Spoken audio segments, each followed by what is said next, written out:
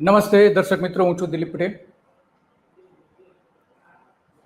કાલચક્રમાં આજે 5મો એપિસોડ છે. એમાં આપણે એક વાત એવી કરવી છે કે નેતાઓ વચનો આપે છે, મોટા મોટા વચનો આપે છે, લોકોને લોભાવે એવા વચનો આપે છે, અને પછી પાલન કરવાનું આવે ત્યારે બધું જ ભૂલી જાય છે. લોકોને થઈ જાય, ઓહ, આ તો આ સાચા અમારા નેતા છે. પરંતુ જ્યારે પાલન કરવાનું આવે, એનો અમલ કરવાનો આવે, પોતાના જીવનમાં જ્યારે એને બતાવવું પડે કે નહીં, અમે જે બોલીએ છીએ એ કરીએ છીએ. પરંતુ એવું નથી, કમનસીબે નથી એવું. 25 વર્ષથી આવું ચાલી રહ્યું છે. પહેલાના નેતાઓ હતા, વચન પાડતા, વચન બોલતા, વચનનું પાલન કરતા, બધું જ કરતા. આપણે આજે વાત કરવી છે 21 વર્ષ પહેલાની અને આજની, બંને સાથે આપણે લેવી છે. આજે બંને સાથે લેવી છે એટલા માટે જેવી છે કે 21 વર્ષ પહેલા જે જાહેરાત કરવામાં આવી હતી 22મી જાન્યુઆરી 2003ના દિવસે, 2003ના, કે આપણા માનનીય ભૂતપૂર્વ મુખ્યપ્રધાન નરેન્દ્ર મોદી, માનનીય, કારણ કે આપણે મુખ્યપ્રધાન હતા અને અત્યારે વડાપ્રધાન છે. તો મુખ્યપ્રધાન હતા ત્યારે કંઈક કહેતા હતા અને વડાપ્રધાન થયા ત્યાં સુધીની જે એમની સફર રહી એમાં કંઈક જુદું થતું હતું, એની વાત કરવી છે.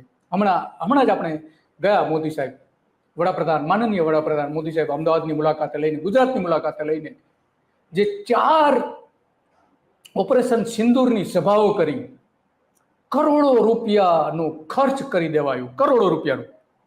તો એની આપણે વાત કરવી છે. એટલા માટે વાત કરવી પડે છે કે જ્યારે મોદી સાહેબે લોકોના મતથી ચૂંટાઈને પહેલી સરકાર બનાવી, એના 1 મહિનાનો એટલે કે 30 દિવસનો હિસાબ જાહેર કર્યો હતો.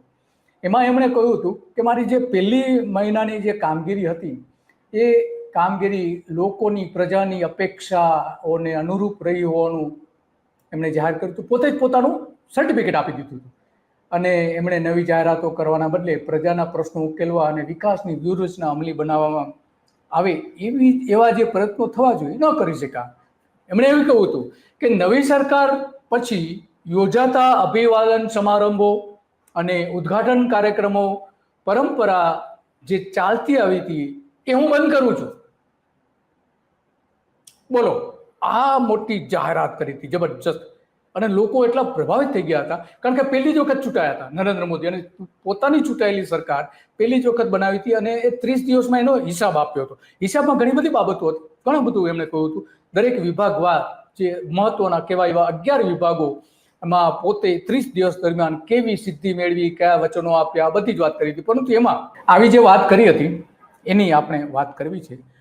વાત એટલા માટે મહત્વની છે કે મોદી સાહેબે ત્યારે જે વચન આપ્યું હતું એ બતાવીએ. એ આપણી પાસે એક દસ્તાવેજ છે, આપણી પાસે એ જોઈએ એ દસ્તાવેજ શું કહી રહ્યો છે અને મોદી સાહેબે શું કહ્યું હતું. આ ઓફિશિયલ એમનો દસ્તાવેજ છે.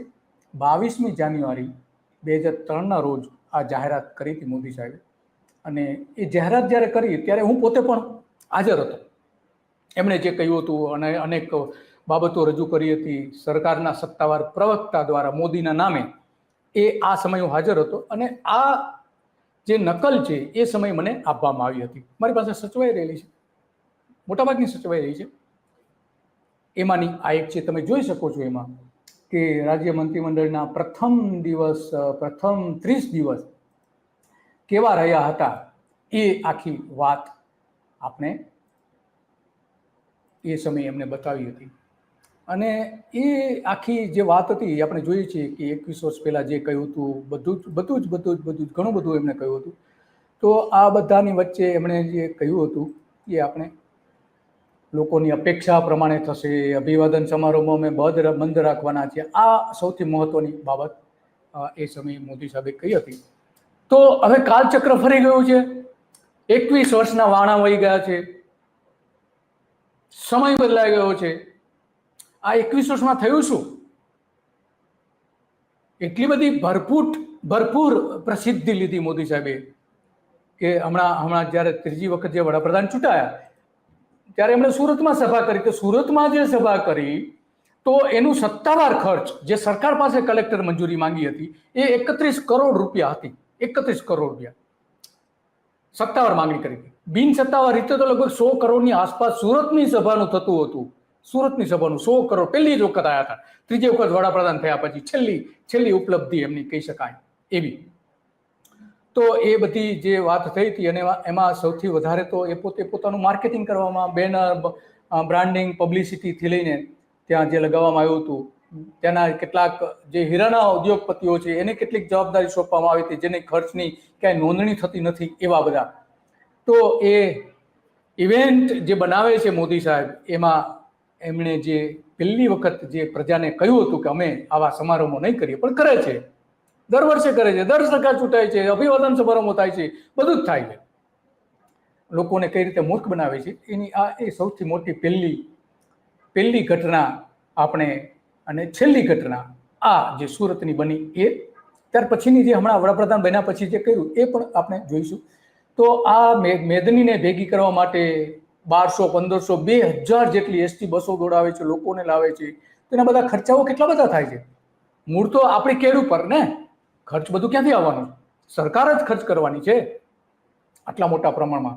અને પરીક્ષા પે ચર્ચા જે કાર્યક્રમ હતો એમાં 64 કરોડ રૂપિયાનો ખર્ચ મોદી સાહેબે કર્યો છે. બોલો, 64 કરોડ રૂપિયાનો ખર્ચ. આવા તો બેસુમાર ખર્ચાઓ છે. એક વર્ષમાં 2023માં જ્યારે એમણે કરી લોકો વિદ્યાર્થીઓને માનસિક રીતે મજબૂત કરવા માટે 30 કરોડ રૂપિયા ખર્ચી નાખ્યા.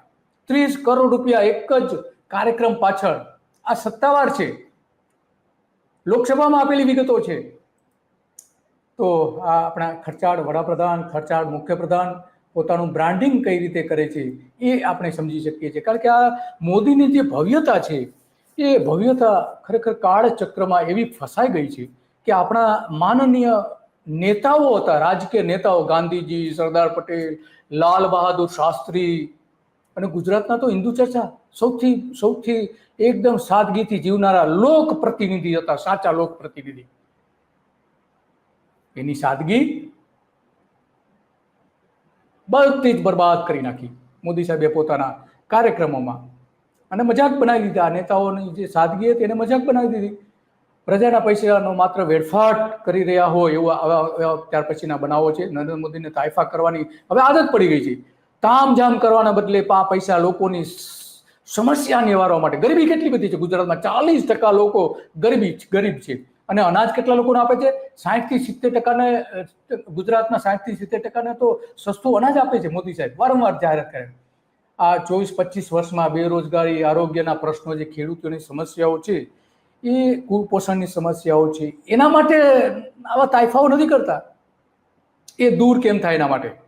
તો આ કાલચક્ર છે એ કાલચક્ર સતત ફરતું રહે છે. એનું આ સૌથી મોટું ઉદાહરણ આપણે છીએ. કારણ કે 40% લોકો જે આર્થિક સ્થિતિ ખરાબ હોય ત્યારે આવા ખર્ચાઓ કઈ રીતે પોસાય? બિલકુલ ન પોસાય. અને એટલા માટે આ આજે પ્રશ્ન આપણે ઊભો થયો છે. અને પ્રશ્ન ઊભો થવા પાછળના ઘણા બધા કારણો છે. હમણાં આપણે મોદી સાહેબ ગુજરાતની મુલાકાતે આવીને ગયા, વડાપ્રધાન હતા ત્યારે, તો એમણે જે સ્પીચ આપી હતી એનો કેટલો ભાગ આપણે જોવા જેવો છે. જે શું કહ્યું હતું એ જોઈએ આપણે. हम किसी से दुश्मनी नहीं चाहते हैं, हम सुख चैन की जिंदगी जीना चाहते हैं. हम प्रगति भी इसलिए करना चाहते हैं कि विश्व की भलाई में हम भी कुछ योगदान कर सके.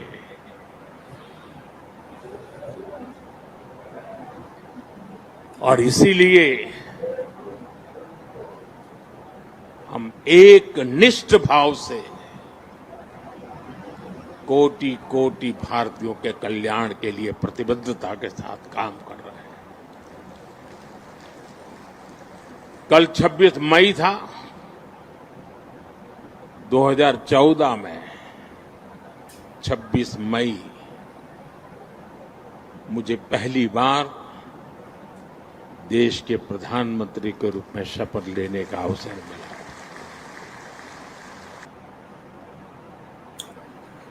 તો આવા ખર્ચાળ આપણા મુખ્યપ્રધાન હતા, આપણા વડાપ્રધાન છે.